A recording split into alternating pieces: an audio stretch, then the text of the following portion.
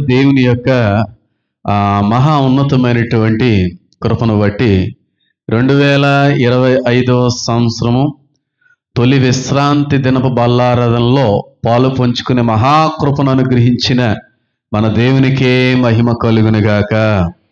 హల్లెలూయా, హల్లెలూయా. 2024 సంవత్సరంలో మీరు ఏమి నేర్చుకున్నారు? దేవుడు మీకు ఏమి నేర్పించాడు? ఏ ఆత్మీయ విలువలు, ఆత్మీయ మేలులు, ఆత్మీయ బలమును పొందుకున్నారంటే గర్వంగా మన సంఘంలో ఉన్న ప్రతి ఒక్కరు కూడా చెప్పగలం, మేము దేవునికి సంబంధించిన స్వారూప్యంలోకి మారడానికి ఆత్మఫలాల్ని నేర్చుకున్నాము. దేవుడు అందును బట్టి మాకు అనుగ్రహించేటువంటి ఆత్మవరాల గురించి పరిశీలన చేసాం. ఆత్మఫలాన్ని అన్నిటినీ పరిశీలించేసాం. ఆత్మవరాలు ఇంచుమించుగా అన్నిటినీ కూడా పరిశీలించేటువంటి మహా ఉన్నతమైనటువంటి కృప దేవుడు మనందరి జీవితంలో కూడా అనుగ్రహించాడు. అయితే ఈ విశ్రాంతి దినపు ఆరాధన మినహాయించి వచ్చేటువంటి శుక్రవారం నుంచి ప్రత్యేకమైన అంశంలో నేను ముందుకు వెళ్ళాలని కోరుకుంటాను.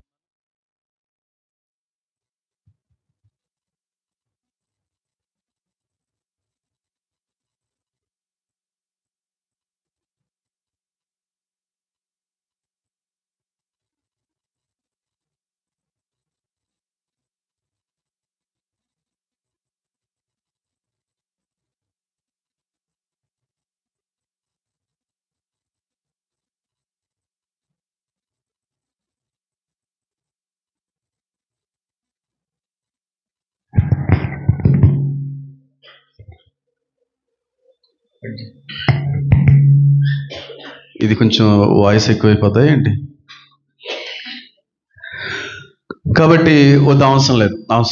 వచ్చేటువంటి వారము నుండి ఒక ప్రత్యేకమైనటువంటి అంశంలోకి నేను వెళ్ళడానికి అయితే ఇష్టపడుతున్నాను. కానీ గడిచిన వారం కూడా మీ అందరికి కూడా తెలియపరిచిన విషయం ఏంటంటే, మీ పుట్టినరోజులన్నిటినీ కూడా ఒక పేపర్లో రాసి ఆ సంవత్సరం అవసరం లేదు కానీ నెల తారీఖుతో నాకు కావాలనేటువంటి విషయాన్ని కూడా తెలియపరిచాను. దయించి ఈ విషయాన్ని గమనించుకోండి. వీలైతే వచ్చేటువంటి వారం నుంచి ప్రకటన గ్రంథం మీద సంపూర్ణ ధ్యానములు, అంటే ప్రకటన గ్రంథాన్ని ఎప్పటికి 3 సార్లు పరిశీలించాం, కానీ ఎప్పుడూ కూడా సూక్ష్మంగా పరిశీలించలేదు. ప్రతి వచనాన్ని కూడా జాగ్రత్తగా పరిశీలించేటువంటి అవకాశం దేవుడు ఇవ్వలేదు. ఒకవేళ దేవుడు అనుమతిస్తే, దేవుడు ప్రేరేపిస్తే, ఎందుకో అదొక రకమైన శక్తిని, అదొక రకమైన ప్రభావాన్ని నాకు అందిస్తూ ఉంటుంది కనుక దాని మీద కూడా ధ్యానం చేయాలని ప్రేరేపణ 2 రోజుల నుంచి ఎక్కువ ఉంది కనుక ఆ విషయంలో కూడా మీరు ప్రార్థన చేయవలసిందిగా నేనైతే కోరుతా ఉన్నాను. ఏదైనప్పటికీ 2 ప్రత్యేకమైనటువంటి అంశాల మీద పరిశీలన చేసి పూర్తి చేసుకున్నాం. మొదటిగా ఆత్మ ఫలాలు, రెండవదిగా ఆత్మ వరాలు. అయితే ఈ రోజున సరికొత్త విషయంతో మీ అందరం ముందు కూడా రావాలని నేనైతే కోరుకుంటున్నాను. చాలా అద్భుతమైనటువంటి విషయం, చాలా మానసిక ప్రశాంతతను, మనోధైర్యాన్ని, దేవుని పైన మరింత అపరిమితమైనటువంటి విశ్వాసాన్ని కలిగించేటువంటి సందేశంగా ఉండిపోద్దని నేను కోరుకుంటా ఉన్నాను. ఏదైనప్పుడు కూడా నా జీవిత ఇప్పటి వరకు, ఈ కాలం వరకు, ఈ సంవత్సరం వరకు చాలా మంది వ్యక్తులను చూశాను, చాలా అనుభవాలు నేర్చుకున్నాను, చాలా పరిస్థితుల గుండా ప్రయాణం చేశాను, చాలా మందిని ఎదుర్కొన్నాను, చాలా ఊపులు దాటుకొని వచ్చాను, చాలా శ్రమల గుండా కూడా ప్రయాణించవలసినటువంటి అవసరాలు కూడా చాలాసార్లు ఎదురైనాయి. మనుషుల యొక్క వ్యక్తిత్వాలు ఎలాగుంటాయి, మనుషుల యొక్క మానసిక స్థితి ఏ విధంగా ఉంటుంది, మనుషుల యొక్క అభిప్రాయాలు ఏ విధంగా ఉంటాయి, అందరు మనుషులు ఒకలాగే ఉంటారా, కొందరు మరొకలాగా ఉంటారా, మనుషుల యొక్క ఉద్దేశాలు, వాళ్ళ యొక్క ఆలోచన విధానం, మనిషి యొక్క సంపూర్ణమైనటువంటి క్యారెక్టర్ ఏ విధంగా ఉంటుంది అనేది నా చిన్నతనం నుంచి కూడా అనేక విషయాలు, అనేక సమయములందు దేవుడు నాకు నేర్పిస్తూనే వచ్చాడు. అయితే హేమన్ బాబు గారి గురించి ఒక మాట చెప్పమంటే, చాలామంది సేవకులు నాకంటే కూడా వయసులోను, ఆత్మీయతలోను, భక్తిలోను అన్నిటిలో కూడా మించిన వాళ్ళందరూ కూడా నా గురించి చెప్పే ఏకైక మాట ఏదన్నా ఉందంటే, వయసు చిన్నదే, అనుభవాలు మాత్రం చాలా ఎక్కువండి. చిన్న వయసులోనే 60-70 సంవత్సరాల వయసు కలిగిన వారి యొక్క అనుభవాలు కలిగి ఉన్న వ్యక్తి అండి అని చెప్పి పెద్ద పెద్ద దైవజనులు కూడా మీ అందరి సమక్షంలోనే నా ఎదురుగుండా కూడా మాట్లాడే పరిస్థితులు అయితే ఉన్నాయి. వయసు చిన్నదే కానీ అనుభవాలు మాత్రం చాలా ఎక్కువ. అవునా అని చెప్పి పరిశీలించుకుంటే నిజమే అని చెప్పి తేలింది. ఎందుకంటే చాలా అనుభవాలు గుండా ప్రయాణించి నేను ఇక్కడి వరకు కూడా వచ్చానని నేను కోరుకుంటాను. అయితే నా ఈ జీవిత కాలంలో, నా ఈ జీవిత సమయం అంతట్లో కూడా నేను ఒక్కొక్కరిని ఒక్కో రకమైనటువంటి రీతిలో చూసే ప్రయత్నం చేశాను. ఒక్కొక్కరిని ఒక్కో రకమైన రీతిలో వ్యక్తిత్వాన్ని చదివే ప్రయత్నం చేశాను. కానీ నా ఈ జీవిత కాలంలో నేను తెలుసుకున్నటువంటి చాలా విషయాల్లో ఒక ప్రత్యేకమైన విషయం ఏదన్నా ఉందంటే ఒకటే. అది ఏంటనంటే, కొంతమందికి చాలా డబ్బు ఉంటుంది, ఎంత తిన్నా సరే తరగనంత ఆస్తి ఉంటుంది. అవకాశం ఉంటే వారంలో రోజుకొక నగల సెట్టు, లేదంటే 7 వారాల నగలు సంపాదించుకున్నటువంటి వ్యక్తులు ఉంటారు. వాళ్ళు కానీ అనుకుంటే వీధిని సైతం కొనేయగలిగినంత స్తోమత ఉంటుంది. వాళ్ళ జీవితంలో లేదు అన్నది ఏది కూడా లేకుండానే ఉన్నటువంటి జీవితాల్లో ఒకడు మాత్రం ఎప్పుడూ కూడా కొదువు ఉంటుంది అనేటువంటి విషయాన్ని మాత్రం నేను గమనించుకోగలిగాను. వాళ్ళ జీవితంలో డబ్బు ఉంది, వాళ్ళ జీవితంలో ఆస్తిపాస్తులు ఉన్నాయి, వాళ్ళ జీవితంలో సకల సమృద్ధితో కూడినటువంటి ఐశ్వర్యాన్ని దేవుడు అందించాడు. వాళ్ళ జీవితంలో ఇంక లేనిదంటూ ఏదీ లేదన్నట్టుగానే దేవుడి మూలంగా వాళ్ళు పొందుకున్నారు. కానీ అన్నీ ఉన్న వారిలో ఒకడు మాత్రం ఎప్పుడు లోటు ఉంది అనేటువంటి విషయాన్ని గమనించాను. అది ఏంటి అని అంటే, అన్నీ ఉన్న వాళ్ళ దగ్గర ఏముండదో తెలుసా? నెమ్మది ఉండదు. ఇదొక జీవిత సత్యం. నేను చూశాను. డబ్బు, ఆస్తి, సంపద, సిరి సంపదలు, ఐశ్వర్యము, పేరు ప్రఖ్యాతలు అనుకుంటే ఇంచుమించుగా వీధులు కొలగలేంత భూస్వాములైనప్పటికీ కూడా వాళ్ళల్లో లేనిది ఏదన్నా ఉందంటే మనశ్శాంతి, నెమ్మది అనేటువంటిది మాత్రం అన్నీ ఉన్న వ్యక్తుల్లో నేను కనుగొనలేకపోయాను. సొలొమోను తన జీవిత చివరి దశలో తన అనుభవాలన్నీ పంచుకున్నాడు. ఆయన పెద్దవాడు అయిన తర్వాత, నేను చిన్నతనంలోనే 35 సంవత్సరాలకి చాలా విషయాలు నేను నేర్చుకున్నాను అంటాను. నేను అందులో నేను నేర్చుకున్న విషయం ఏంటంటే, అన్నీ ఉన్న వాళ్ళ జీవితంలో ఏమన్నా తెలుసా? నెమ్మది ఉండదు. ఇంకొక నిజం చెప్పమంటారా? ఇంకొక సత్యాన్ని చెప్పమంటారా? కొంతమందికి తినడానికి తిండి కూడా ఉండదు.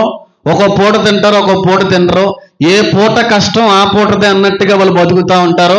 కానీ వాళ్ళు ఉన్నంత హ్యాపీగా అన్ని ఉన్న వాళ్ళు కూడా ఉండలేరు. ఇది కూడా నిజమే. అన్నీ ఉన్న వాళ్ళ యొక్క జీవితంలో నేను గమనించలేనిది ఏదన్నా ఉందంటే శాంతి, సమాధానము, నెమ్మది అనేటువంటిది కనబడలేదు. ఏవీ లేనటువంటి వారిలో కుటుంబాల్లో కనబడిన నెమ్మదైనా అన్నీ ఉన్నవారి కుటుంబాల్లో కనబడలేకపోయిందని అంటాను. అయితే వాక్యంలోకి వెళ్ళే ముందు దేవుడి సంవత్సరపు ఆదిలో, సంవత్సరపు తొలి దశలో ప్రతి సంవత్సరం కూడా ఏ వాగ్దానమునైతే మన సంఘ పరిచర్యకి అనుగ్రహిస్తూ ఉంటాడో ఆ వాగ్దానాన్ని బట్టి నేను దేవుని ఎంతగానో మహింపరచగలిగాను అంటాను. ఈ రోజున మన పరిచర్యకి దేవుడిచ్చిన వాగ్దానముతో కూడిన ఒక లేఖనాన్ని పరిశీలించే ప్రయత్నం అయితే చేస్తాను. 2వ సమూయేలుకి రాసినటువంటి పత్రికను కానీ దిన ప్రాముఖ్యమైనటువంటి అంశంగా కానీ మనం తీసుకున్నట్టయితే ఆ చోట ఒక చక్కటి మాట నేనైతే గమనించగలిగాను. ఆ మాట మన పరిచర్యలో ఉన్న వారందరికీ కూడా దేవుడు వాగ్దాన రూపకమై ఇవ్వబోచున్నాడు, ఇచ్చి ఉన్నాడు అని చెప్పి నేనైతే నమ్ముతున్నాను. అది ఏంటి అనేటువంటి విషయాన్ని కానీ గమనిస్తే 2వ సమూయేలుకి రాసినటువంటి పత్రిక 6వ అధ్యాయము 11వ వచనాన్ని దేవుడు మన సంఘం అంతటికీ కూడా వాగ్దానం చేస్తున్నాడు. గట్టిగా ఒకసారి చదివే ప్రయత్నం చేయండి. చదవాలి. 2వ సమూయేలు 7వ అధ్యాయం, 7వ అధ్యాయము 11వ వచనం. నీ శత్రువుల మీద నీకు జయమిచ్చి నీకు ఏమి కలుగు చేసి ఉన్నానో? నెమ్మది కలుగు చేసి ఉన్నాను.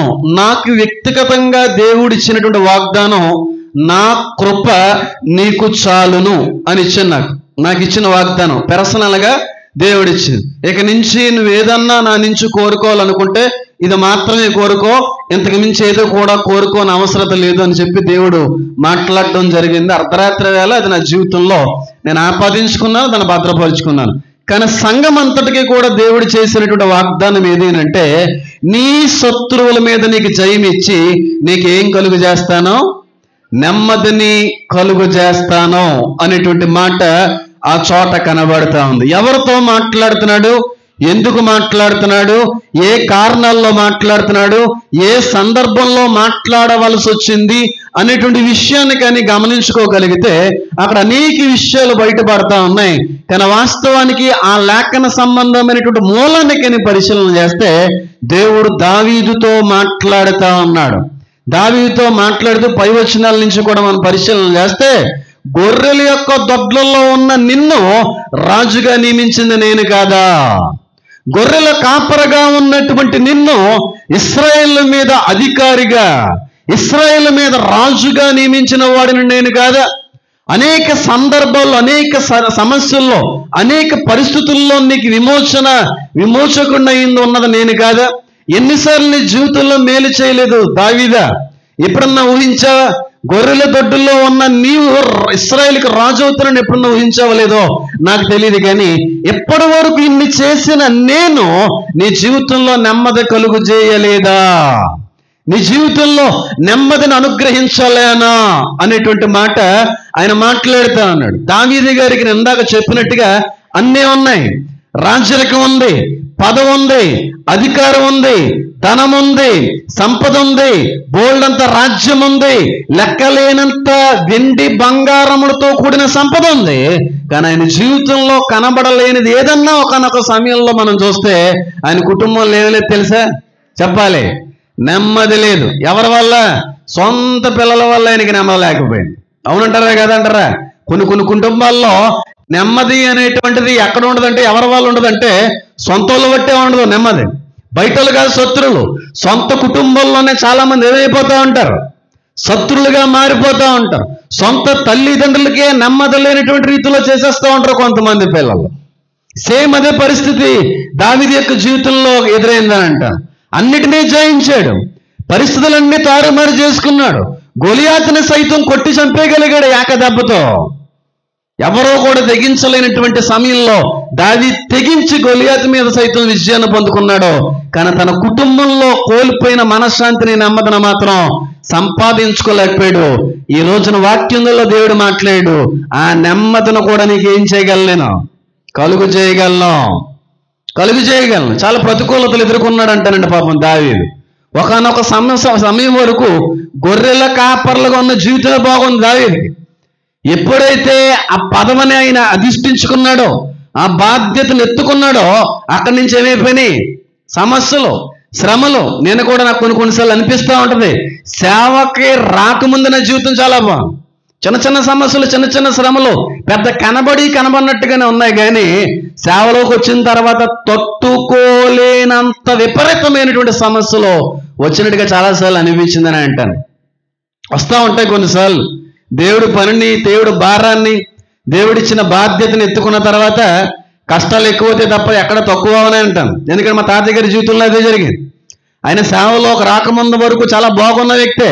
కానీ సేవలోకి వచ్చిన తర్వాత ఆయన సిలువ ఎత్తుకుని ఏం చేశాడు, నడవలసి వచ్చింది. దావీదు జీవితం కదా అదే అనుకుంటాను.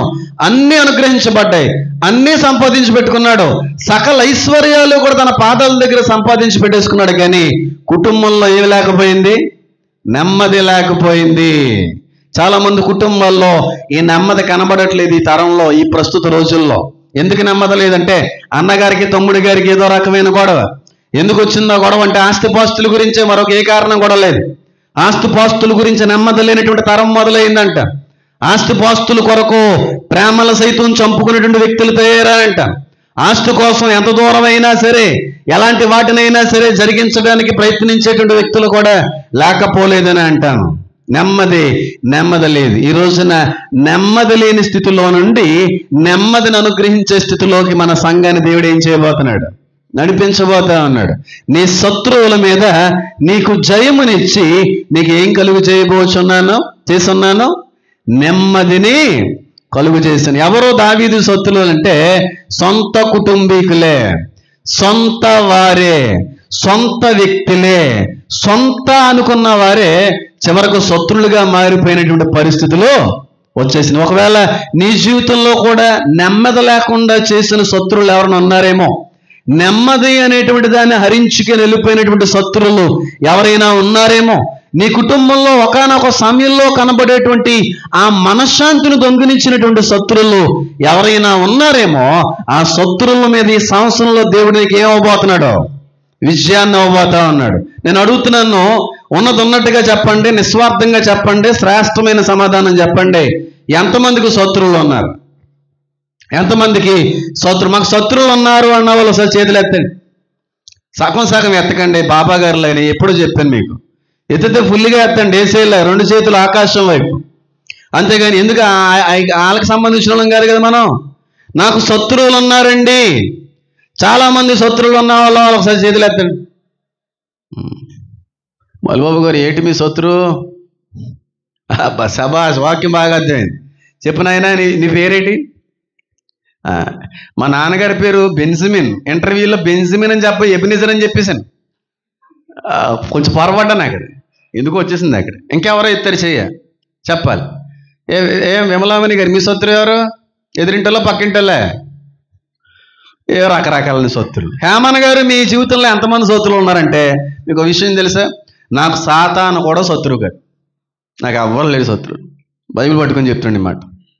నాకు ఒకరి మీద ద్వేషం అని కానీ, ఒక రకమైన కోపం అని కానీ, ఒక రకమైన చెడు అభిప్రాయం కానీ, శత్రుభావన కానీ ఎవరి మీద ఉండదు. మరి కొంతమందితో మాట్లాడరు కదండి అని మీకు అనిపించవచ్చు. నేను కొన్నిసార్లు మనుషులు గమనించి తేడా అనిపిస్తే మాట్లాడండి. వాళ్ళ మీద చెడ్డ అనిపిస్తుంది నాకేమి. వాళ్ళ మీద శత్రుభావం ఏం పెరగదు, వాళ్ళ మీద చెడు అభిప్రాయం ఏది కలగదు.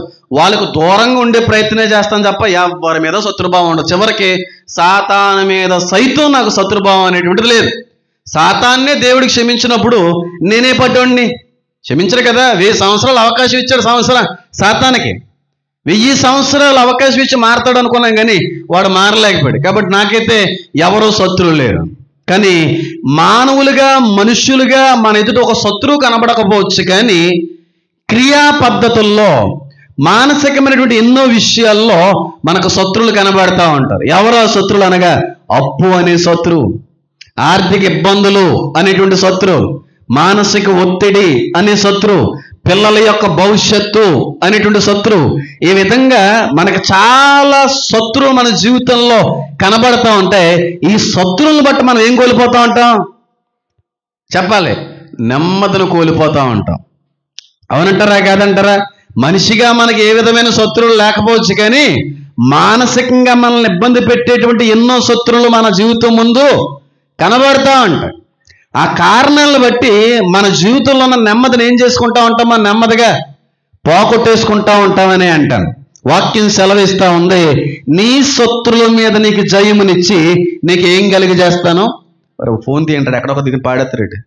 నీకు నెమ్మదిని కలుగజేస్తాను.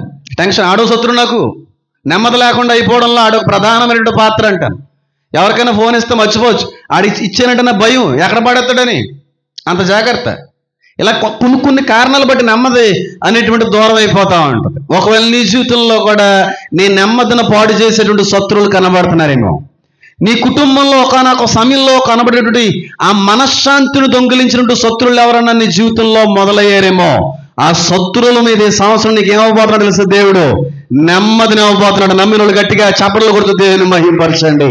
ఖచ్చితంగా ఏ శత్రువులు అయితే నీ జీవితాన్ని ప్రస్తుత రోజున ఏలుతా ఉన్నారో, ఏ శత్రువులు అయితే నీ కుటుంబంలో ఉన్న నెమ్మదిని దూరం చేసేసారో, ఏ శత్రువులు అయితే నీ కుటుంబంలో నీ జీవితంలో ఉన్న మనశ్శాంతిని దొంగిలించుకుని వెళ్ళిపోయారో, అట్టి శత్రువులంతటి మీద కూడా విజయాన్ని ఇవ్వగలిగే ఏకైక దేవుడు నా ప్రభు అయిన యేసయ్యా. అందులో ఏ విధమైన సందేహం కూడా లేదు. కాదంటారు, ఎవరంటారో చెప్పండి. అప్పు అనేటువంటి శత్రువు మన మనశ్శాంతిని ఏం చేస్తుంది? దొంగిలించేస్తా ఉంది. ఏదో రకంగా మనల్ని ఇబ్బంది పెట్టేటువంటి ప్రధానమైన శత్రువు ప్రస్తుత రోజుల్లో ఏదైనా ఉందంటే అప్పే అని అంటాను. దేవుడు మనల్ని ఏమో స్వతంత్రులుగా చేశాడు, బంధకాల నుంచి విడిపించాడు, విమోచింపచేశాడు. ఏ విధమైన అడ్డంకులు, ఏ విధమైన బంధకాలు లేకుండా స్వతంత్రులుగా చేసినటువంటి దేవుడు మనం మాత్రం మళ్ళీ తిరిగి ఎందులోకి వెళ్ళిపోతున్నాం? అప్పు అనేటువంటి బంధకాల్లోకి వెళ్ళిపోతున్నాం చాలాసార్లు. ఆయన ఏమో మనకు స్వతంత్రత ఇస్తే కావాలని కోరి ఏం చేసుకుంటున్నారు కొంతమంది? కొత్త బంధకాలు. అవునంటారా కాదంటారా? అప్పు మన జీవితంలో ఉన్న నెమ్మదిని ఏం చేస్తుంది? దొంగిలిచ్చేస్తాం. ఎప్పుడు అప్పులోడు వచ్చేస్తాడో, ఎప్పుడు మొదటి వారం వచ్చేస్తుందో, వడ్డీ ఎంత అయిపోయిందో, ఈ అప్పులు తీసుకోవడం వల్ల వచ్చే ప్రధానమైన నష్టం ఏంటంటే అసలు కంటే కూడా కొసరు ఎక్కువైపోతూ ఉంటుంది. మీరు ఎప్పుడన్నా గమనించారో లేదో?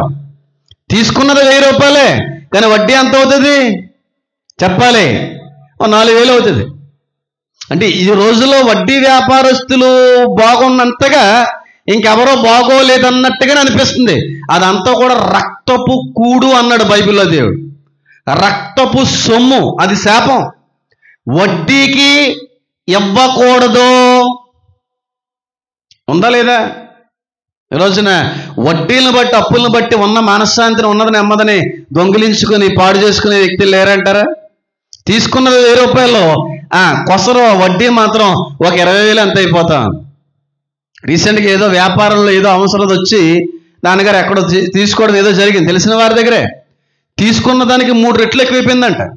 పోలేరా బాబు, మొత్తం అంతా తీర్చేద్దాం అనుకుంటున్నా, కొంచెం ఏదో సెట్ చేయమంటే వడ్డీ మాత్రం రూపాయి తగ్గడానికి వీల్లేదన్నాడు ఆయన. అలా ఉన్నాయి. ఈ రోజున మన నెమ్మదిని, మన మనశ్శాంతిని దొంగిలించేటువంటి ప్రధానమైన కారణం ఏదన్నా ఉందంటే చెప్పాలి, అప్పే. అప్పులు చేసేసి అప్పులైపోయి చాలా మంది చచ్చిపోయిన వాళ్ళు ఉంటారు. కానీ నేను చాలా దగ్గర నుంచి చూశాను ఇలాంటి వ్యక్తుల్ని. అప్పులు చేసి బ్రతుకుండగా చచ్చిపోయిన వాళ్ళు చాలా మంది కనబడుతున్నారు. వాళ్ళు బతికే ఉంటారు, కానీ లోపల మాత్రం చచ్చిపోతూ ఉంటారు. బెస్ట్ ఎగ్జాంపుల్ మా పెద్దనాన్నగారే. ఆయన జీవితంలో నా పుట్టుక ఎరిగి ఈ రోజు వరకు ఆయన ముఖం డల్లగా ఉండడం ఎప్పుడు చూడలేదు నేను. ఒక రకమైన నిరుత్సాహం, ఒక రకమైన వేదన, బాధ అనేది ఎప్పుడు ఆయన జీవితంలో కనబడలేదు. కష్టాలు వచ్చినా, సమస్యలు వచ్చినా ఆయన ధైర్యంతో పాటు ఇతరులను ధైర్యపరిచేవారు.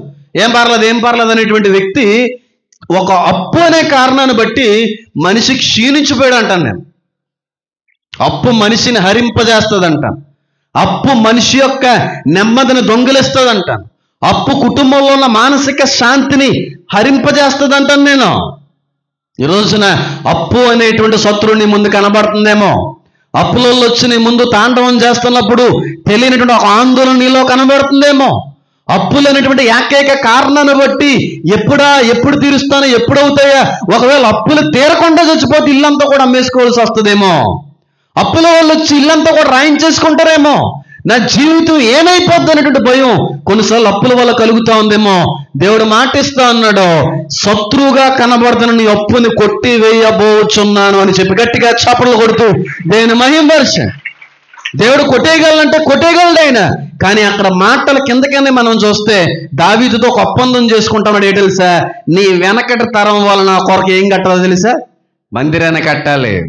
నీ హృదయంలో ఆయనకి స్థానం, నీ హృదయంలో ఆయనకి చక్కటి నివాసాన్ని కానీ నువ్వు ఏర్పరచుకోగలిగితే ఈ సంవత్సరంలో ఖచ్చితంగా నీ ముందు తాండవం వాడుతున్న అప్పు అనే శత్రుని దేవుడు తొలగిస్తాడు. అంతేగాని నీ హృదయంలో ఆయనకి అవకాశం ఇవ్వకుండా, నీ హృదయంలో ఆయనకి సంపూర్ణ స్థానం ఇవ్వకుండా, నీ హృదయంలోకి సంపూర్ణంగా ఆయన ఆహ్వానించకుండా ఈ వాగ్దానాలు మన జీవితంలో నెరవేర్చుకోవాలంటే మాత్రం పొరపాటును కూడా జరగవంటాను. క్రైస్తువుల్లో ఉన్న ఒక రకమైన మూఢనమ్మకం ఏంటంటే, నాకు కూడా ఇష్టం లేదు, అయితే మిమ్మల్ని ఇబ్బంది పెట్టే ఇష్టం లేక చేసిన పని, సంవత్సరానికి ఒకసారి వాగ్దానాలు ఇస్తూ ఉంటాం. వాస్తవానికి నాకు అది ఇష్టం ఉండదు.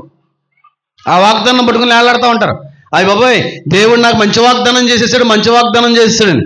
వాగ్దానాల్లో ముద్రించబడిన అన్ని వాగ్దాన కార్డులు మంచిగా ఉంటాయి.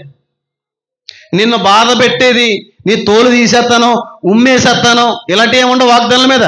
దీవెంతానన్న మాటలే ఉంటాయి వాగ్దానాల్లో. కాళ్ళతో చూసుకోండి. 200 కార్డులు తెచ్చుకోండి, 500 కార్డులు తెచ్చుకోండి, ఎన్ని కార్డులు తెచ్చినా నీ మనసుకు ప్రశాంతత తీసుకుని వచ్చేటువంటి వచనాలే రాయబడతాయి తప్ప, నా నోట నుండి ఉమ్మును ఏ ఉద్దేశించుచున్నాను, నీ వెనకడ 4 తరాలని శపింపజేస్తున్నాను, పాతాళములోనికి నేను తొక్కువేయుచున్నాను, ఇలాంటి మాటలు అక్కడ వాగ్దానంలో కనబడతాయా? మనకు నచ్చినట్టుగానే ఉంటాయి వాగ్దానాలు. ఎప్పుడు ఫాలో అవ్వకండి ఏమిని. దేవుడు మనతో మాట్లాడు, అది వాగ్దానం.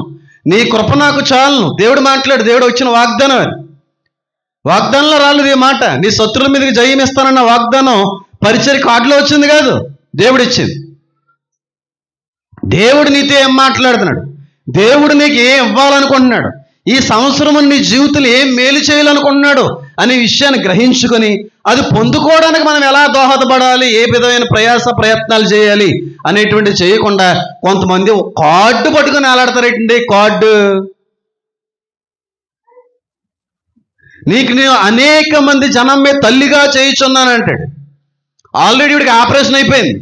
ఆ వాగ్దానం వచ్చింది. ఈవిడ ఎలా తీసుకుంటుంది? ఆవిడ ఆల్రెడీ పెద్ద ఆపరేషన్ అయిపోయింది. అనేక జనాంగం మీద నిన్ను తల్లిగా చేయబోచునన్న వాగ్దానం వచ్చింది. ఇప్పుడు ఎలా తీసుకుంటుంది ఆవిడ? పెద్ద ఆపరేషన్ అయిపోయిన ఆవిడ ఇంకేం తల్లి అవుతుంది ఆవిడ? అలా ఉంటాయి. కాబట్టి మనకు నచ్చింది కాదు, ఆయనకి ఇవ్వాలనుకున్నది ఏంటో మనం గ్రహించుకోగలిగితే దేవుడు ఖచ్చితంగా మన జీవితంలో ఎన్నో మేలు జరిగిస్తాడు. ఒకవేళ నీ జీవితంలో ఉన్న శాంతిని దూరం పరిచేటువంటి అప్పులు ఎన్నో ఉన్నాయేమో, ప్రార్థించు బలంగా. అప్పుల కోసం ప్రార్థించు.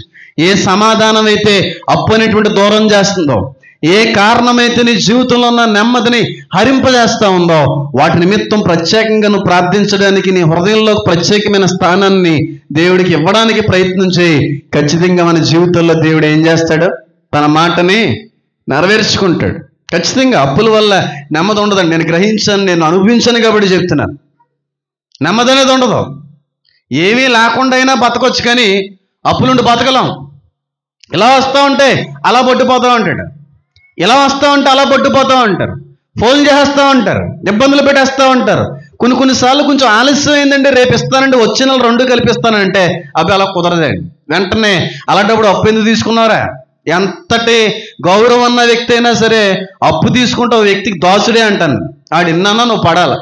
అంతేగాని నేను ఏ కులానికి సంబంధించిన దాన్ని, నేను ఎలా బతికైనా తెలుసా, నేను ఏం తింటానో తెలుసా, అప్పు తీసుకున్నావంటే ఆడు ఎన్నన్నా పడాలి నువ్వు, అంతే, ఎన్నన్నానే. కాబట్టి ఈ రోజున ఆ శాంతిని దూరపరిచే అప్పు నీ జీవితం ఎదుట కనబడుతుందేమో. ఈ రోజు మొదలు, ఈ దినం మొదలు, ఈ సమయం మొదలు దేవుడికి కానీ నీ హృదయంలో అవకాశం ఇవ్వగలిగితే, నీ మనసులో నీ ఆత్మీయతలో దేవుడికి నివాసాన్ని కట్టగలిగితే, ఆ శత్రువు మీద దేవుడు ఏం చేస్తాడు? విజయాన్ని ఇవ్వగలిగే దేవుడు, అందులో సందేహం లేదు. చాలామంది మొదటగా అప్పులు అనేటువంటి కారణాన్ని బట్టి నెమ్మది పోగొట్టుకుంటూ ఉంటారు. రెండవదిగా దేని బట్టి నెమ్మది పోగొట్టుకుంటున్నారని నేను గమనించానంటే, సొంత పిల్లల్ని బట్టి ఏముండదు కొంతమంది తల్లిదండ్రులకి. చెప్పాలి, నెమ్మది ఉండదు. బయట వాళ్ళని బట్టి కాదు, ఇరుగు పొరుగు వాళ్ళని బట్టి కాదు, శత్రువులను బట్టి కాదు ఇది నెమ్మది లేకపోవడం అనేది. కానీ కడుపును పుట్టినటువంటి పిల్లల్ని బట్టే వాళ్ళకి ఏం వస్తూ ఉంటుంది? నెమ్మది లేకపోతూ ఉంటుంది. నిరంతరం ఇంకా వాళ్ళ కోసమే ఆలోచన. బయటికి వెళ్ళినోడు మళ్ళీ తిరిగి ఇంటికి వస్తాడా లేదా, ఈ ఆలోచన అంతా ఉన్న నెమ్మదిని ఏం చేస్తుంది? చెప్పాలి, దూరం చేసేస్తాం. ఉన్నది ఈ రోజున పిల్లల గురించి బెంగెట్టుకొని ఉన్న మనశ్శాంతిని పోగొట్టుకున్నానండి. పిల్లల గురించి ఆలోచించి ఉన్నటువంటి నెమ్మదిని పోగొట్టేసుకున్నానండి. నెమ్మదిగా ఉండలేకపోతున్నానండి, నేను శుభ్రంగా పడుకోలేకపోతున్నానండి. రాత్రంతా శుభ్రంగా పడుకొని చాలా సంవత్సరాలు అయిందండి. నాకు ఏదన్నా బెంగ ఉందంటే నా కోసం, నా భార్య కోసం కదండి, పిల్లల కోసమేనండి బాబు బెంగ అని చెప్పి ఉన్న మనశ్శాంతిని పోగొట్టుకునే తల్లిదండ్రులు లేరంటారా? పిల్లల కోసమే నెమ్మదిని పోగొట్టుకున్నటువంటి పిల్లలు లేరంటారా? బయటికి వెళ్ళినాడు ఇంటికి వచ్చేంత వరకు కొంతమంది తల్లులు ఉంటారు, ఏముండదు వాళ్ళ దగ్గర? నెమ్మది అనేది కనబడదు. మా అమ్మగారు కూడా అలాగే ఉండేవారు. నేను బయటికి వెళ్ళిపోయి వచ్చేంత వరకు ఆ మంచం కోడి దగ్గర కూర్చొని ఎదురు చూస్తూ ఉండేది. నాకు తెలియదు, ఎందుకంటే నేను వచ్చే సమయానికి ఆన్ అయిపోయి ఉండేవాను. కాబట్టి పొద్దున్న మా అమ్మగారు చెప్తేనో లేకపోతే టేనమ్మ చెప్తానో తెలిసే తప్ప నేను ఎప్పుడు స్వయంగా ఆవిడ యొక్క వేదనను చూడలేదు. నేను చూసుంటే కొంచెం బేగా మారిపోదునేమో, దేవుడు చూపించలేదేమో, దేవుడు ఆ అవకాశం ఇవ్వలేదేమో. చాలామంది తల్లిదండ్రులు నెమ్మదిని మనశ్శాంతిని పోగొట్టుకోవడంలో కారణం ఏదైనా ఉందంటే పిల్లలే. వాళ్ళ వల్ల సమాధానం ఉండట్లేదు. వాళ్ళ జీవితాల్లో అన్నీ ఉంటాయి, అన్నీ సంపాదించుకుంటారు. పిల్లల వల్ల మాత్రం ఏమి ఉండట్లేదు, వాళ్ళకి మనశ్శాంతి ఉండట్లేదు. ఎవరన్నా ఏమన్నా అడిగితే ఏం చెప్పాలని సిగ్గేస్తుందండి బాబు. పిల్లలు ఏం చేస్తున్నారండి అని చెప్పి అడుగుతుంటే కొన్నిసార్లు సిగ్గుపడుతున్నామండి బాబు. బయటికి వెళ్ళినటువంటి పిల్లవాడు ఇంటికి వచ్చేంత వరకు శాంతి కనబడట్లేదండి బాబు. మా జీవితాలు అలాగే బాగుపడలేదు, కనీసం పిల్లల జీవితాలు అన్నా బాగుపడతాయా అని చెప్పి ఎదురు చూస్తుంటే వాళ్ళ జీవితాలు కూడా బాగుపడట్లేదని చెప్పి మనశ్శాంతిని పోగొట్టుకునేటువంటి పిల్లల్ని బట్టి తల్లిదండ్రులు లేరంటారా? ఉన్నారా లేరా చెప్పండి? బోల్డ్ మంది ఉన్నారు, బోల్డ్ మంది. పెళ్ళిళ్ళు ఎప్పుడవుతాయా అని చెప్పి అదొక రకమైన వేదన, బయటికి వెళ్ళినోడు ఎప్పుడు వస్తాడా అని చెప్పి అదొక రకమైన ఆలోచన, పిల్లలు ఎప్పుడు ఉద్యోగం చేస్తారా అనేటువంటి అదొక రకమైన ఆలోచన. ఇవన్నీ నెమ్మదిని ఏం చేస్తాయి? నెమ్మదిగా చెప్పండి, దూరం చేయండి. ఒకవేళ నువ్వు ఈ రోజున అలా ఉంటావు, మాట చెప్తున్నాను, మా అమ్మగారు మీకు ఇలా పీక్కున్నంతసేపు పిల్లల జీవితాలు బాగుపడలేదు, నేను బాగుపడలేదు. మా అమ్మగారు బుర్ర పీకేసుకుని, మా అమ్మగారు కళ్ళుపోయేలా ఏడిసేసి, మా అమ్మగారు నేను ఎప్పుడు వస్తానా అని చెప్పి 1000 కళ్ళతో ఎదురు చూసి కళ్ళన్నీ ఉబ్బిపోయేంతగా ఎదురు చూసి ప్రభువా ప్రభువా ప్రభువా అని చెప్పి ఆ ఏడ్చినంతకాలం, నాకు చెప్పినంతకాలం మారిపోవాలి. నన్ను వదిలేసిన తర్వాత మారాను నేను. సమస్త భారం మోయిచున్న వారులారా నా యొద్దకు రండి, నేను మీకు ఏం కలుగు చేస్తాను? విశ్రాంతిని కలుగు చేస్తాను. నిజంగా విశ్రాంతిని కలుగు చేయగలిగే దేవుడున్నాడు అనే విశ్వాసం నీకుంటే, నీ జీవితంలో ఏ కారణమైతే నీలో ఉన్న మనశాంతిని నెమ్మదిని దూరం చేస్తుందో ఆ కారణం దేవుడి దగ్గర అప్పచెప్పి వదిలేసి వెళ్ళిపో. మా అమ్మ అలా వదిలేసింది. చెప్పినంతకాలం చెప్పింది, ఇంక మనసు ఇరిగిపోయింది. దేవుడికి అప్పుడు నచ్చింది. మా అమ్మ ఏడిసావు, గోల పెట్టావు, చెప్పావు, వాళ్ళకన్నా వాళ్ళతో చెప్పి వీళ్ళతో చెప్పించావు, నాకు చెప్పావా, నాకు వదిలిపెట్టేసావా అని ఎప్పుడైతే దేవుడు ఆవిడ యొక్క విషయాన్ని, ఆవిడ యొక్క అనుభవాన్ని గ్రహించాడో దేవుడు అప్పుడు నన్ను మార్చే ప్రయత్నం చేశాడు. నేను ఏ తల్లిదండ్రులకైనా సరే, ఏ పిల్లలను బట్టి మానసిక అశాంతిని అనుభవించేటువంటి తల్లిదండ్రులకైనా ఇచ్చే సలహా ఏదన్నా ఉందంటే, మీరు పీక్కున్నంతకాలం పిల్లలు మారరు, దేవుడికి అప్పచెప్తే మారతారు. మేము పీకేసుకుంటామండి, మేము ఎంత చెప్పినా మారట్లేదు. ఎప్పటికీ మారరు, ఎప్పటికీ మారరు. మారతారని మాత్రం అనుకోకండి. ఒక మనిషి చెప్పితే మారతారు అని మాత్రం అనుకోకండి.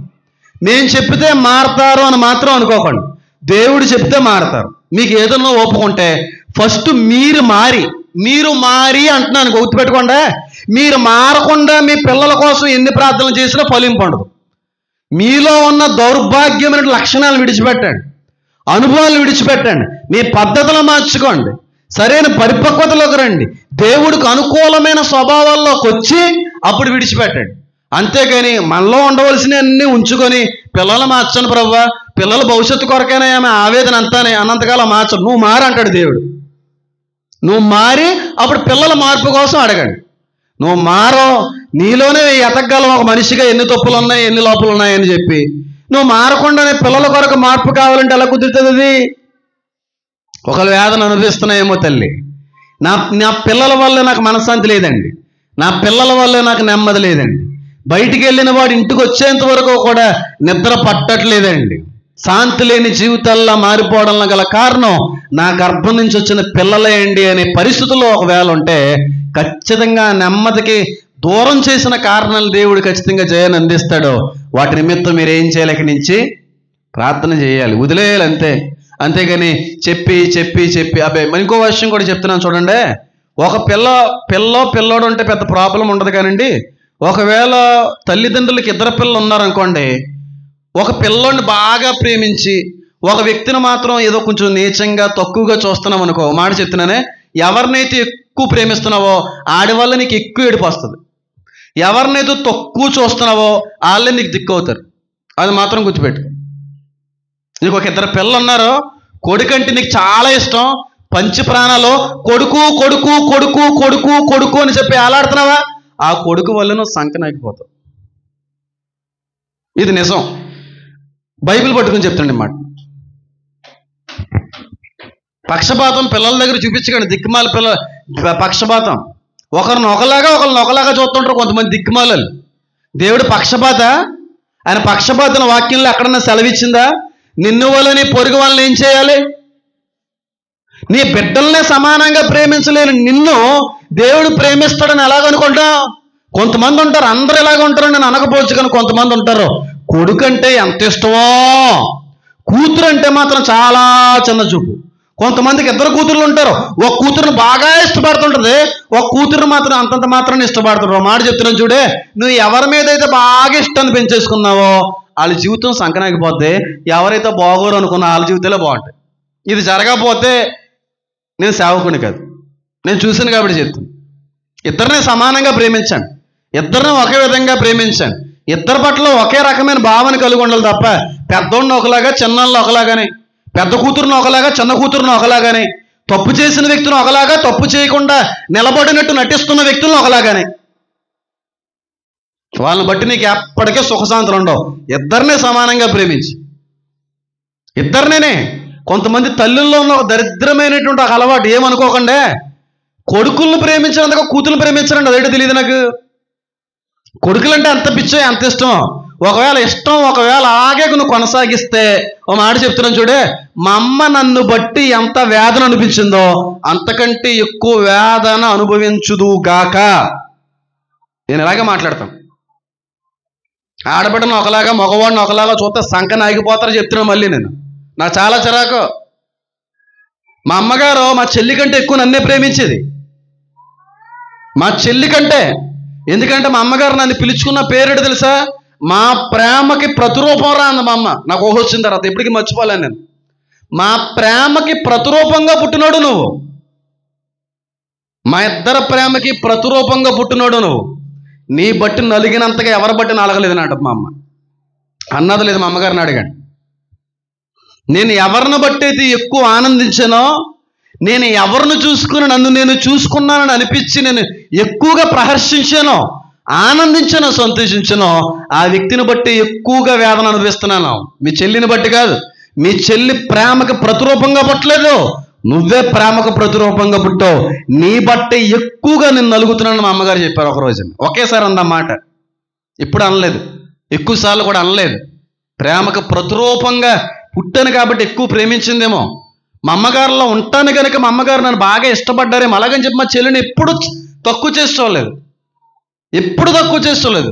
కానీ ఇద్దరిలో ఎక్కువ ఆశలు, ఎక్కువ ప్రేమ పెంచుకుని నా మీదే. నా వల్ల ఏమైపోయింది ఆవిడ చెప్పండి? అలా అయిపోతావు. ఏంటమ్మా ఉన్నారు ఇక్కడ అమ్మాజీ గారు? ఇద్దరిని సమానంగా ప్రేమిస్తున్నారా? ఏసమ్మ గారు ఇద్దరిని సమానంగా, గంధం మేరీ గారు ఇద్దరిని సమానంగా, రూత్ హేమ గారు ఇద్దరిని సమానంగా, విమలా గారు ఇద్దరిని సమానంగా ప్రేమిస్తున్నారా? లేకపోతే ఒకటి అంటే బాగా ఇష్టం అండి, ఒకళ్ళు ఏముందండి అన్నట్టుగా ప్రేమిద్దాం. మళ్ళీ చెప్తున్నాడు, ఎప్పటికీ ఆడ వల్ల నీకు శాంతి, సమాధానం, నెమ్మది రాదండి, ఎప్పటికీ రాదు. మళ్ళీ చెప్తున్నాను, నేను క్రైస్తవ్యంలో కూడా చూసినటువంటి ఒక దరిద్రమైన అనుభవం తెలుసమ్మా. ఆడపిల్ల అలాగా పెళ్లి చేసుకుని పోద్ది కదండి, అప్పుడు దానికి ఎలాగా కట్న కానుకలు ఇవ్వాలి కదండి, దానివల్ల మనకి పెట్టుబడే తప్ప వచ్చే లాభం ఏమి ఉండదు కదండి అని అనుకుంటారు. ఏటోనండి, ఆడదాన్ని ఎంత చులకనగా చూస్తుంటారండి కొంతమంది క్రైస్తవ తల్లులు తండ్రులని. నన్ను ఎంత ప్రేమించిందో అంతకంటే ఎక్కువ ప్రేమిస్తుంది మా అమ్మ ఇప్పుడు మా చెల్లి. నిజంగా చెప్తున్నాను, నేనేం బాధపడను దాన్ని బట్టి. ప్రేమలు పెంచేసుకోకండి, ఇష్టపడండి, ఇద్దరిని సమానంగా చూడండి, ఇద్దరు మేలుకు అలగాలని, ఇద్దరు బాగుండాలని కోరుకుని ప్రార్థన చేయండి. కానీ ఒకరిని ప్రేమించి ఒకరిని తక్కువగా ప్రేమిస్తే మాత్రం దేవుని దృష్టిలో ఖచ్చితంగా నేరస్తురాలిగా, నేరస్తుడిగా మారిపోతావు. అందును బట్టి ఏ వ్యక్తిని బట్టి అయితే ఎక్కువగా ఆనందించావో ఆ వ్యక్తిని బట్టి ఎక్కువ నలుగుతో గుర్తుపెట్టుకో. ఇది నేను చూశాను కాబట్టి చెప్తున్నాను. మా చిన్నమ్మ మీద ఎన్ని ఆశలు పెట్టేసుకున్నారో, ఎన్ని ఆశలు పెట్టుకున్నారో మా తాతయ్య గారు. చాలా ఇబ్బంది పడ్డాడు ఆయన, చాలా ఇబ్బంది పడ్డారు. ఒకవేళ పిల్లల్ని బట్టి నెమ్మది లేకపోతే దేవుణ్ణి మీరు ఏం అడగాలి? ఇక్కడి నుంచి నెమ్మదినివ్వండి అయ్యా. నెమ్మది లేదనైనా, శాంతి లేదనైనా, సమాధానం లేదనైనా, పిల్లల్ని బట్టి కూడా శాంతి లేనటువంటి జీవితాలుగా మారిపోయినాయి ప్రభువా అని ఎప్పుడైతే నువ్వు అడగడం అనేటువంటిది మొదలు పెడతావో ఖచ్చితంగా నీ జీవితంలో ఏమివ్వగలడైనా? నెమ్మదిని ఇవ్వగలిగే దేవుడు. ఇంకేమున్నాయి నెమ్మది లేనటువంటి కారణాలు? ఇంకేమున్నాయి చెప్పండి? ఇందాక చేతులు ఎత్తారు కదా. మల్లిబాబు గారికి నెమ్మది లేని శత్రువు ఎవరండి చెప్పాలి? అప్ప మీకు వచ్చేసింది అయితే వాగ్దానం. విమలామణి గారు కూడా చేయెత్తి మాట్లాడారు, మీకెవరో శత్రువు? నెమ్మది లేకుండా చేసిన శత్రువు మనసే శత్రువు అంట. నిజమే, కరెక్టే. మా అమ్మగారు ఎప్పుడు కూడా మాట అంటూ ఉండేవారు వేరే వేరే కారణాలు బట్టి. వాళ్ళని వీళ్ళని అనకూడదురా, మనసే పెద్ద మందురా, మనసే పెద్ద శత్రురా అంటూ ఉంటుంది. అంటే ఎప్పుడో ఎవరి గురించో మాట్లాడతా ఎవరికో ఏదో పూజలు చేయించేసారో, మందు పెట్టేసి మనసు మార్చేసారో ఏదో అంటారు కదా. ఎవరిని మార్చరా, మనసే పెద్ద మందురా అంటూ ఉంటుంది. నిజమే, మన మనసు మనం ఆధీనంలో లేనంత కాలమో కూడా అది మనకు శత్రువే. మన మనస్సు మన ఆధీనంలో ఉన్నప్పుడే ఆ మనశ్శాంతి అనేటువంటిది కలుగుతుంది తప్ప మనస్సుని ఆధీనంలో ఉంచుకోకుండా అది చెప్పినట్టుగా నువ్వు నడిచినంత కాలం నీ జీవితంలో మనశ్శాంతి అనేది ఉండదు. ఇది నిజమైనటువంటి విషయం. నీ మనస్సుని ఆధీనంలో ఉంచుకోవాలి, ఏకాగ్రత కలిగి ఉండాలి, నిగ్రహం కలిగి ఉండాలి. చూడకూడదన్నటువంటి విషయాలు 2025 సంవత్సరంలో నుంచి చూడకూడదని ఒక మంచి నిశ్చయిత నిర్ణయం తీసుకున్నావా? మనసుని గెలువు ముందు నువ్వు నీ జీవితంలో ఎందుకు మనశ్శాంతి రాదో చూద్ది కానీ 1వ తారీఖున మాట ఇస్తారు, 3వ తారీఖు మళ్ళీ మామూలే. అయ్యే పార్నోగ్రఫీ, అయ్యే అశ్లీలమైన దృశ్యాలు, అయ్యే చూడకున్న విషయాలన్నీ వస్తూ ఉంటారు. వీళ్ళందరూ మాట ఇచ్చేవాళ్ళు. జాగ్రత్త, ఎప్పటికీ నీకు మనశ్శాంతి అనేది లభించదు. ఇంకెవరు ఎత్తారు చేతులు చెప్పండి? ఎవరెవరు ఎత్తారు? వెనకాల కూడా ఎవరు ఎత్తినట్టున్నారు? మీరు చేయొత్తాను, మీదే మీ శత్రువు ఎవరో చెప్పండి, దాని మీద కూడా నేను ప్రసంగం చేస్తాను. ఇంకెవరు ఎత్తారు? ఒకసారి చేతులు ఎత్తండి. నెమ్మది లేకుండా చేసిన శత్రువులు చాలామంది ఉన్నారన్న వాళ్ళందరూ చేతులు ఎత్తారు కదా, ఒకసారి చేతులు ఎత్తండి. నీ శత్రువు ఎవరినైనా పర్లేదు, నెమ్మదిగా చెప్పు. పోలేదు, అది మాత్రం మాడుకోవచ్చు. ఇంకెవరున్నారు? చేతులు ఎత్తండి. నెమ్మది లేకుండా అయిపోయామండి, శత్రువులు చాలామంది ఉన్న వాళ్ళు అందరికీ చేతులు ఎత్తారు. మీరేంటి చెప్పండి బాబు, మీరు పెద్దదే ఉంటా శత్రువులు చెప్పండి. అప్పులు చెప్పేశాను కదా, మీకు వ్యాధి బాధలు ఎక్కువ, మీకు అదో శత్రువు. వ్యాధి బాధలు అదో రకమైన శత్రువు, అవునా కదా? నెమ్మది లేకుండా మనశ్శాంతి లేకుండా చేసేటువంటి కారణాలు ఇంకో కారణం ఏదన్నా ఉందంటే వ్యాధి బాధలే. అలా డబ్బులు వస్తూ ఉంటాయి, ఏదో ఒక రకమైన బలహీనత వస్తుంది. ఆ కట్టంతా పొట్టిపోయి హాస్పిటల్లో డాక్టర్ గారికి చెప్పండి ఎంత బాధ అండి అది. అప్పుడు వరకునేమో రూపాయి వెనకేసుకుంటాం, రూపాయి జాగ్రత్త పరుచుకొని దాచుకుంటాం. ఒక్కసారే వస్తుంది, ఏముండదు. సరదాగా డాక్టర్ గారి దగ్గర 300 ఫీజుతో పోతుందంటే ఏముండదు. అది ఫీజు తర్వాత డాక్టర్ గారి దగ్గరికి వెళ్ళిన తర్వాత మొట్టమొదటిగా చెప్పేది ఏదైనా ఉందంటే లిస్ట్ రాసేస్తాడు. ఏంటయ్యి టెస్ట్లో ఒక 7,000 8,000 అవుతాయి, అయిపోయింది అంతే. ఈవిడ ఎప్పటి వరకు తినకుండా రూపాయి వెనక దాసేసి ఆ మెజ్జు మెతుకులు తినేసి, ఆ పచ్చడి మెతుకులు తినేసి దాసిని అన్నీ కూడా అప్పనంగా ఎవడ దొబ్బెడుతుంది. ఎందుకు? శుభ్రంగా తింటే రోగం వస్తుందా? అది వ్యాధి వస్తుందా? బాధ వస్తుందా? లేనిపోని బలహీనత అన్నిటికీ కూడా కారణం ఏంటో తెలుసా? మీ ఆరోగ్య స్థితి కంటే కూడా ధనస్థితి బాగుండాలని కోరుకునే వ్యక్తులు ఎక్కువైపోయారు. రోగాల వల్ల కూడా చాలామంది జీవితంలో నెమ్మది లేకపోయింది. బలహీనతలను బట్టి కూడా చాలామంది జీవితాల్లో మనశ్శాంతి లేకపోయింది. కొంతమంది ఉంటారు, ఉంటే ఉండొచ్చు, లేకపోవచ్చు, కానీ ఎందుకు ప్రేరేపించబడ్డాను కాబట్టి చెప్తున్నాను. రోగం ముదిరేంత వరకు డాక్టర్ దగ్గరికి వెళ్ళరండి. ఏం పర్లేదు, ఇది అందరికీ వస్తుందిలే, వెళ్ళి తెచ్చే. ఏ టాబ్లెట్? డోలో, పారాసెటమాల్. వీళ్ళు డాక్టర్లు. ఇప్పుడు హాస్పిటల్లో ఉన్న డాక్టర్ల కంటే కూడా పెద్ద డాక్టర్ ఎవరు అనుకుంటారు? గూగుల్. ఫీవర్కి మెడిసిన్ ఉందా అని టైప్ చేస్తారు, అంతే.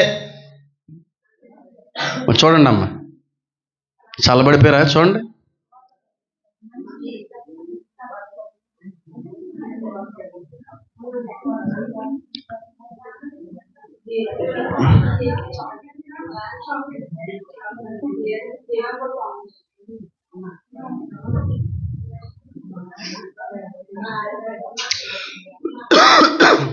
చూడండి అమ్మ ఒకసారి.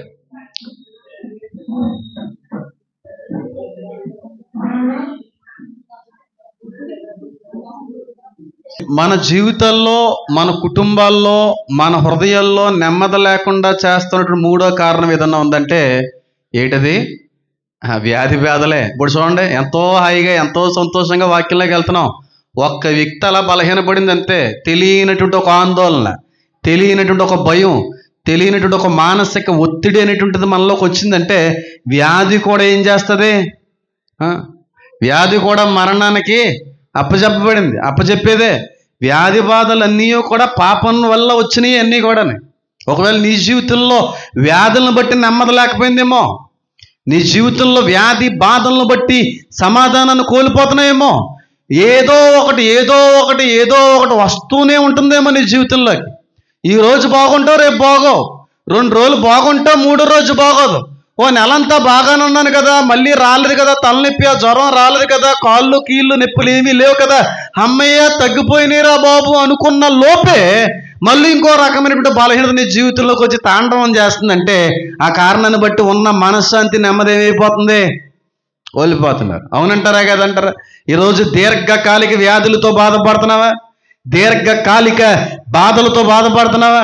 దీర్ఘకాలిక సమస్యలతో, ఇబ్బందులతో బాధపడేటువంటి వ్యక్తిగా ఒకవేళ నువ్వు ఉంటే అట్టి బాధల్ని, వ్యాధుల్ని, రోగాల్ని కూడా ఈ సంవత్సరంలో దేవుడు మటుమాయం చేయబోతున్నాడు. అందులో సందేహం లేదని అంటాను. అందులో సందేహం లేదు. ప్రార్థించు బలంగా. నీ హృదయం అనేటువంటి ఆ చోటుకి దేవుడికి స్థానమే ఖచ్చితంగా నీ ప్రార్థనలో నీ యొక్క ఆర్తనాదాలని దేవుడు అంగీకరిస్తాడు. ఉన్నట్టుండి పోద్దండి ఆ హ్యాపీనెస్ అంతా. ఎవరికన్నా ఒంట్లో బాగోపోతుంది. మీరు చూడండి, అప్పటి వరకు ఆడుకున్నటువంటి పిల్లలు, అప్పటి వరకు హాయిగా జరిగిన ఫంక్షన్లో సాయంత్రకాల సమయానికి ఇంటికి వచ్చేటప్పుడు జ్వరం వచ్చింది అనుకోండి, ఆనందం అంతా ఏమైపోద్ది, మొట్టమొదమైపోతాం అంట. చిన్న వ్యాధి, చిన్న బాధ, చిన్న రోగం ఒక మనిషి యొక్క నెమ్మది, మనిషి యొక్క సమాధానాన్ని ఏం చేస్తూ ఉంది, దొంగిలిస్తూ ఉంది. నీ సమాధానాన్ని దొంగిలించేది నీ శరీరంలో ఉన్న రుగ్మతేమో. ఎన్నో సంవత్సరాల నుంచి, ఎన్నో రోజుల నుంచి దీర్ఘకాలిక సమస్యలు ఏమన్నా అనుభవిస్తున్నాయేమో, చెప్పుకోలేనటువంటి వ్యాధి బాధలు ఏమన్నా అనుభవిస్తూ ఉన్నాయేమో. దేవుడు మాటిస్తూ ఉన్నాడు, ఆ శత్రువు మీద కూడా ఈ సంవత్సరం నీకు ఏమవబోతున్నాను, నేను జయాన్ని ఇవ్వబోతున్నాను, జయాన్ని ఇవ్వబోతున్నాను. కొంతమంది పైకి బాగానే కనబడుతూ ఉంటారు కానీ చెప్పుకోలేనన్ని వ్యాధులు ఉంటా ఉంటాయి బాబు. మగవాళ్ళకి ఉంటే కొంచెం ఏదో రకంగా సర్దుకొచ్చు, కానీ కొంతమంది ఆడవాళ్ళకి చెప్పుకోలేని బాధలు, శారీరకంగా, ఇంటర్నల్గా, ఫిజికల్గా వచ్చేటువంటి వ్యాధులను బట్టి నలిగిపోతూ ఉంటారు. ఎందుకు నలిగిపోతూ ఉంటారంటే డబ్బు లేక కాదు నలిగిపోవడం. ఈ వ్యాధిని పట్టుకొని డాక్టర్ గారి దగ్గరికి వెళ్ళి చూపించుకుంటే ఎంత సిగ్గు అని చెప్పి నలిగే వాళ్ళు కూడా ఉంటారు. ఉంటారా ఉండరా? ఖచ్చితంగా ఉంటారు. ఖచ్చితంగానే డాక్టర్ గారి దగ్గరికి వెళ్ళి చూపించుకోవడానికి సైతం మనసు అంగీకరిస్తుంది. కొంతమంది ఆడవాళ్ళ యొక్క జీవితంలో వచ్చేటువంటి సమస్యలు, బలహీనతలు, వ్యాధులు, రుగ్మతులు, ఆ బాధలన్నీ కూడా ఒక మనిషి యొక్క నెమ్మదిని ఏం చేస్తున్నాయి, దూరం చేసేస్తా ఉన్నాం. ఉంటాయంటారు, ఉండరా అంటారండి. మగవాడు అనుకోండి, ఒక మగ డాక్టర్ దగ్గరికి వెళ్ళి ఏమిటి ఇదండి సమస్య అని చెప్పుకుంటే అక్కడితో పోద్ది. కొంతమంది ఆడోళ్ళు సమస్యలు ఆడవాళ్ళ దగ్గరికి వెళ్ళే పరిస్థితులు ఉంటాయి, మగవాళ్ళ దగ్గరికి వెళ్ళి చెప్పుకోవాలి. అది ఎంత వేదన, అది ఎంత బాధ. అలాంటి బాధలు ఏమైనా అనుభవిస్తున్నావా? చెప్పుకుంటే సిగ్గు అనిపించేటువంటి బాధలు ఏమైనా అనుభవిస్తున్నావా? ఎవరికైనా చెప్పుకుంటే అసహ్యంగా చూస్తారనేటువంటి బాధలు ఏమైనా అనుభవిస్తున్నావా? ఎవరికైనా చెప్పుకుంటే చిచ్చి ఇలాంటి వ్యాధి సోకిందా నీకని చెప్పి చులకనగా చూస్తారనేటువంటి వ్యాధులు ఏమన్నా అనుభవిస్తూ ఉన్న మనశాంతిని దూరం పరుచుకునేటువంటి వ్యక్తి అయితే ఖచ్చితంగా ఈ సంవత్సరంలోనికి విడుదల దేవుడు అనుగ్రహించబోతున్నాడు. ఖచ్చితంగా ఇక్కడ ఆ వేదన, బాధల, రుగ్మతుల్లో అనుభవించేటువంటి స్త్రీలు మాత్రమే కాదు, యవ్వన స్త్రీలు కూడా ఇక్కడ ఉన్నారో. నేను చెప్పింది అబద్ధం కాదు, వాళ్ళకి తెలిసి ఎవరితో మాట్లాడుతున్నాం. యవన రాండ్రు సైతం ఫిజికల్గా చాలా ఇబ్బందులు పడేటువంటి వ్యక్తులు ఉన్నారు మన మధ్యన. రోగాలతో, వ్యాధులతో, చెప్పుకోలేనటువంటి సమస్యలతో డాక్టర్ గారి దగ్గరికి వెళ్ళి చూపించుకుంటే బాగోదేమో అని, కనీసం ఇంటి వారికైనా చెప్పితే చాలా చిరాగ్గా ఉంటుందేమో అని చెప్పి దాచిపెట్టుకుంటూ మొక్క పెట్టుకుంటున్నటువంటి వ్యక్తులు చాలామంది వ్యాధిగ్రస్తులు ఇక్కడ ఉండే ఉంటారు. వాళ్ళతో దేవుడు మాట్లాడుతున్నాడు, ఎప్పటికైనా మారు మనసు పొందుకొని విడిచిపెట్టవలసిన అన్ని విడిచిపెడితే నీ రుగ్మతుల మీద నీకు ఏమిస్తాను, జయాన్ని ఇస్తాను, జయాన్ని ఇస్తాను. నేను ఒక సినిమా హీరోయిన్ గురించి చెప్తాను, కానీ పేరు చెప్పను. అవును, మీరు అనుకుంటా ఉంటారు, అయ్యి బాబు ఏం అందమండి బాబు, ముంబై నుంచి వచ్చిన హీరోయిన్లు అందరూ ఇలాగే ఉంటారండి, వాళ్ళ అందం ఎలాగొస్తుందండి, అది తల్లిదండ్రుల నుంచి వస్తుందా, లేకపోతే ఏమైనా రాస్తారా, ఏమన్నా తింటారా, లేకపోతే ఏదో అనిపించవచ్చు మీకు. అంత అందగత్తి రోగం చెప్పను, పేరు చెప్పను. ఆవిడ నెలకు ఒకసారి వెళ్ళి డాక్టర్ గారి దగ్గర ట్రీట్మెంట్ తీయించుకోకపోతే ఇన్నర్స్ కూడా వేసుకోలేదు. హీరోయిన్, నేను చెప్పను. అంత భయంకరమైనటువంటి పరిస్థితులు కొంతమంది అన్ని బాగున్న వాళ్ళు లోపల అనిపిస్తూ ఉంటారు. చెప్పసఖ్యము కానీ రహస్య ప్రదేశాల్లో ఇబ్బంది పడేటువంటి వ్యక్తులు కూడా ఉంటారు. ఒకళ్ళు చెప్పుకోలేకపోతున్నాయేమి ఈ రోజున. ఒక మగవాడైనా ఒక ఆడవాడి దానివైనా సరే ఈ రోజున చెప్పుకోలేని వ్యాధిని అనుభవిస్తున్నావా, చెప్పుకోలేని రోగాన్ని అనుభవిస్తున్నావా, లోపల నలిగిపోతున్నావా, మగ్గిపోతున్నావా? ఎవరికైనా చెప్తే సిగ్గండి బాబు, అందుకే చెప్పుకోలేకపోతున్నానండి. డాక్టర్ గారి దగ్గరికి వెళ్ళి చూపించుకుంటా కూడా సిగ్గు అనిపిస్తుందండి. అందుకే ఎవరికి చెప్పుకుంటా నాలో నేనే నలిగిపోతున్నానండి, నాలో నేనే వ్యాధిని అనుభవిస్తున్నానండి, ఎవరికే చెప్పకుండా మందులు వాడుతున్నానండి. వ్యాధి మాత్రం తొలగట్లేదండి. తెలియనట్టు ఒక వ్యాధిని బట్టి వచ్చేస్తుందండి నా జీవితంలోకి. ఒకవేళ ఉంటే కాదు, ఉన్నారు కాబట్టి దేవుడు మాట్లాడుతున్నాడు. చెప్పుకోలేనన్ని రహస్య ప్రదేశాల్లో ఉన్నటువంటి వ్యాధులు అనుభవించే వాళ్ళు ఉన్నారేమో. చెప్పసఖ్యము కాని వేదన కొన్ని వ్యాధులను బట్టి అనుభవిస్తున్నారేమో స్త్రీలాగా, తల్లిల వలె. దేవుడు మాట్లాడుతున్నాడు, ఈ 2025 సంవత్సరం ఆ వ్యాధి అయినటువంటి శత్రు మీద జయాన్ని ఇవ్వబోతున్నాడు. నమ్మిన వాళ్ళు గట్టిగా హల్లెలూయా చెబుతూ చప్పట్లు కూడా దేవుని మహిమపరచు. ఖచ్చితంగా ఇస్తాడు. ఎప్పుడు అంటే దేవుడు చెప్పినటువంటి దాన్ని కూడా నువ్వు విని, గైకొని, గౌరవించి, సన్మానించి అనుసరించే వ్యక్తిగా ఉంటే ఖచ్చితంగా దేవుడు జరిగిస్తాడండి. ఖచ్చితంగా ఒక టాప్ హీరోయిన్ చెప్పుకోలేని సమస్య ఇంటర్నల్గా, ఫిజికల్గా వేదన, నీకు అన్నీ ఎలా తెలుస్తారో చెప్తూ ఉంటాయి. ఎందుకు తెలియదు? ఎవరో ఒక మేకప్ ఆర్టిస్టులు ఎవరో ఒకరు తెలియకుండా అయితే ఉండరు కదా, అంత ఇంచుమించు అందరూ తెలిసిన వాళ్ళు. చిన్న చిన్న వచ్చేస్తుంటారు, చెప్పకూడదు అనుకోండి చెప్తున్నాను. హీరోలు లేరంటారా? ఎన్ని సుఖవ్యాధులు అనిపించేటువంటి హీరోలు ఉన్నారు సార్, పేర్లు చెప్పను నేను. హీరోలు వీళ్ళందరూ అండి సుఖవ్యాధులను బట్టి హాస్పిటల్లో మందులు వాడుతూ, ట్రీట్మెంట్లు తీసుకుంటూ, చెప్పసఖ్యము కాని ప్రదేశాల్లో వేదన అనిపించే హీరోలు ఉన్నారు నాకు తెలిసిందండి. అన్నీ బాగున్నారండి, సూటు బూటు వేసుకున్నారండి, కారు మీద వస్తారండి, పెద్ద పెద్ద సినిమాలు చేస్తారండి. వాళ్ళకి ఏంటండి ఎంత అందగాళ్ళండి, ఎంత సౌందర్యవతులండి అనుకుంటున్నారా? లోపల వాళ్ళు ఎంత నలుగుతున్నారండి మీకు తెలియదు. బయటికి అలా డ్యాన్సులు వేస్తుంటారు, ఇంట్లో గోక్కునే వాళ్ళు బోల్డ్ మంది ఉన్నారు. ఇంట్లో ఇంకా దొరికిందంటే ఖాళీ వ్యాన్ ఎక్కామంటే గోక్కోవడమే పని వాళ్ళకి. చెప్పకూడదు. బాధపడుతున్నాయేమో, వ్యాధిని బట్టి, రుగ్మతిని బట్టి బాధపడుతున్నాయేమో, నెమ్మది లేనటువంటి రాత్రులు ఎన్నో గడిపేమో నీ జీవితంలో, నీ శరీరంలోకి వచ్చిన బలహీనతను బట్టి. ఆ శత్రువు మీద ఈ సంవత్సరం నీకు దేవుడు ఇవ్వబోతున్నాడు, జయాన్ని ఇవ్వబోతున్నాడు. నీ వ్యాధి బాధల నుంచి విడుదల అనుగ్రహించగలిగే ఏకైక దేవుడు నా ప్రభువైన యేసే. గట్టిగా చప్పట్లు కొడుతూ దేవుని మహిమపరచు. ఆయన పొందిన గాయముల చేత మనకి ఏమి లభించబడింది? స్వస్థత వచ్చింది, స్వస్థత వచ్చింది. కాబట్టి బాధపడకండి, భయపడకండి, పూర్తిగా దేవునికి సమర్పించుకోండి. పూర్తిగా మీ హృదయంలోకి దేవుడికి స్థానం ఇవ్వండి. మీ జీవితంలో ఉన్నటువంటి శత్రువులన్నిటినీ కూడా, మీ కుటుంబంలో, మీ మనస్సులో, మీ జీవితంలో ఉన్నటువంటి వేదనకి కారణమైన, మనశ్శాంతిని దూరం చేసే ప్రతి దాన్ని కూడా యేసు నామంలో కొట్టివేయబోతాం అన్నాడు. కొట్టివేయబోతాం. ఇంకెవరికి ఉన్నాయి? నాకు ఇంకా శత్రువులు ఉన్నారండి అన్న వాళ్ళు ఇంకా ఎవరన్నా చేయంతాడు. ఇందా మీ గురించి నేను చెప్పేశాను. ఇంకెవరన్నా శత్రువులు మాకున్నారన్న వాళ్ళు ఇందా చేతులతో ఒకసారి ఎత్తండి, ఇంకొకసారి ఎత్తండి. ఎత్తాలి, మీరు ఎత్తపోతే బాగోదు. ఎంతమంది ఎత్తే అంతమంది గురించి నువ్వు ప్రసంగం చేస్తే ఇప్పుడు 4 అయిపోతాయి బాబా నాడు చూడకండి, ఒకే ఒకరు ఎత్తండి.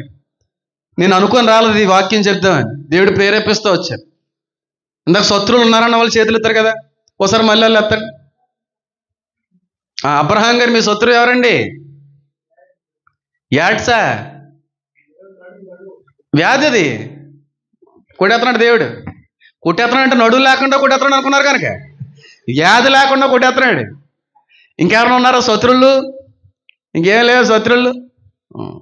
వాళ్ళ శత్రువు ఏదైనా నీ మానసిక ప్రశాంతతను, నీ కుటుంబంలో ఉన్న నెమ్మదిని, శాంతిని, సమాధానాన్ని దొంగిలించే ఏ కారణమైనా సరే యేసు నామంలో 2025 సంవత్సరంలో కొట్టివేయబడుతుంది. నమ్మండి. పూర్తిగా మీ జీవితాలు దేవుడికి సమర్పించుకోండి. ఆ వాగ్దానాన్ని మన జీవితంలో మనం అనుభవించగలగాలి అంటే ఖచ్చితంగా ధర్మశాస్త్రాన్ని మనం ఏం చేయాలి? ఆచరించాలి, గౌరవించాలి, సన్మానించాలి. ఇలా మాట్లాడుకుంటూ పోతే ఎన్నో కారణాలండి, వేదన లేని కారణాలు. వేదన వల్ల ఎన్నో కారణాలు బట్టి వేదన అనుభవించేటువంటి వ్యక్తులు ఏమీ బాధపడకండి. ఖచ్చితంగా దేవుడు మన జీవితాల్లో ఈ సంవత్సరం నూతన ఫలింపుని అనుగ్రహించునుగాక. ఖచ్చితంగా అనుగ్రహిస్తాడు. మీది ఏ సమస్య, ఏ శ్రమ అయినా, పిల్లల్ని బట్టి బాధపడుతున్నా, పెళ్ళిళ్ళు అవ్వట్లేదని, అదొక రకమైన వేదన, అదొక రకమైన సమస్యగా విలయతాండం ఆడుతుందా నీ జీవితంలో? పొద్దున్న లేచిన దగ్గర నుంచి రాత్రి పడుకునేంత వరకు కూడా పిల్లల గురించినా భ్రమండి, పిల్లల గురించినా ఆలోచనండి. బాబు బతికుండగా పిల్లలు పెళ్లి చూసి చచ్చిపోవాలని అనుకుంటున్నానండి, ఇది చూడకుండా చచ్చిపోతానేమో అనేటువంటి వేదన నన్ను చాలా అతలాకుతలం చేసేస్తుందండి. మళ్ళీ చెప్తున్నాను, 2025 సంవత్సరం నీ జీవితంలో వేదన లేని తొలగించిన సంవత్సరంగా మిగిలిపోవునుగాక. ఏ బిడ్డలను బట్టి అయితే, ఏ బిడ్డల యొక్క జీవితాలు బాగుండాలనేటువంటి కోరికను బట్టి అయితే ఉన్న మనశ్శాంతిని పోగొట్టుకుంటున్నావో, ఏ బిడ్డలను బట్టి అయితే దీర్ఘకాలిక ఆలోచనతో నీకున్నటువంటి ప్రశాంతతను పోగొట్టుకుంటున్నావో, అట్టి బిడ్డల జీవితంలో ఉన్నటువంటి ప్రతి శత్రువుని కూడా యేసు నామంలో కొట్టివేయబడతాం. అంతే, కొట్టేస్తున్నాడు. ఇంకా ధైర్యంగా ఉండండి అంతే. మీరు విశ్వాసంతో ప్రార్థించండి. దేవునికి స్ఫూర్తిగా మీ మనస్సుని, మీ హృదయాన్ని సమర్పించుకోండి. దేవుడు ఖచ్చితంగా మన జీవితంలో లేని మేలులు జరిగించిన సంవత్సరంగా మిగిలిపోతుంది.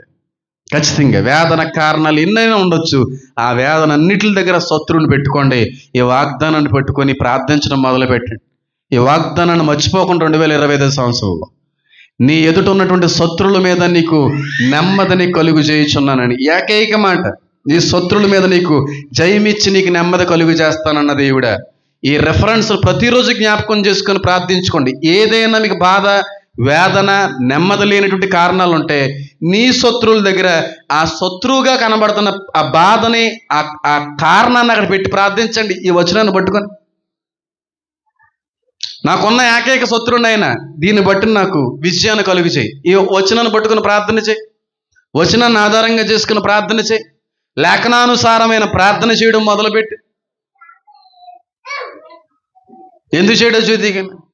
అంతేగాని ఒకరోజు 2 రోజులు జ్ఞాపకం చేసుకుని మళ్ళీ వదిలేస్తే మళ్ళీ తీవ్రమైనటువంటి తప్పుదాలు, ఇబ్బందులు అనేటువంటి తప్పవనే అంటాను. మొదటిగా నెమ్మదిని తొలగించేది, దొంగిలించేది అప్పు. రెండవదిగా బిడ్డల యొక్క జీవితం వల్ల కూడా మనశ్శాంతి లేనటువంటి రాత్రులు గడుపుతున్నాం. మూడవదిగా చెప్పండి, వ్యాధి బాధల వల్ల కూడా ఏమనిపిస్తున్నాం? నెమ్మది లేనటువంటి రీతిలో బతుకుతున్నాం. ఒకవేళ ఈ 3 కారణాల్లో కూడా వేదన అనుభవిస్తున్న సంఘ బిడ్డలు ఉంటే మీకే దేవుడి వాగ్దానాన్ని అనుగ్రహించాడని చెప్పి నమ్మి ప్రార్థించడం మొదలు పెట్టండి. ఖచ్చితంగా దేవుడు మన జీవితంలో మేలు జరిగించునుగాక. కళ్ళు మూసుకోండి, ప్రార్థన చేసుకుందాం. నా దేవా, నా తండ్రి,